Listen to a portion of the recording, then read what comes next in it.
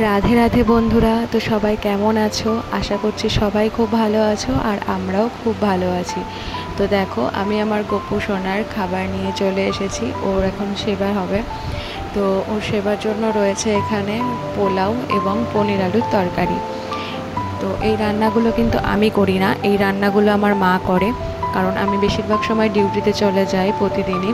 তো গপু সোনার ঘুম থেকে তোলা এবং ওর নিত্যদিনের যাবতীয় যা কাজ সবই বেশিরভাগটাই আমার মা করে।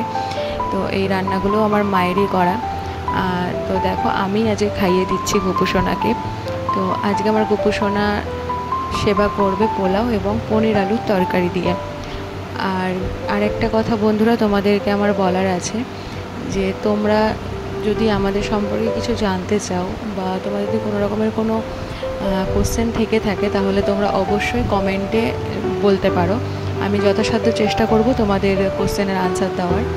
তো চলো, ভিডিওটা দেখতে থাকো।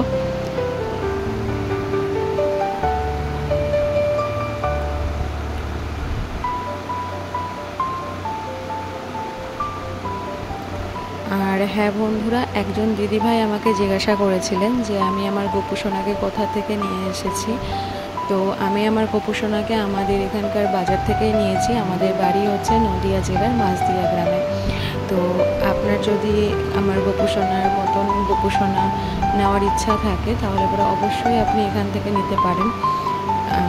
তো আজকের মতন আসি বন্ধুরা, আবার যদি কোনো কোশ্চেন থাকে অবশ্যই জিজ্ঞাসা করবেন।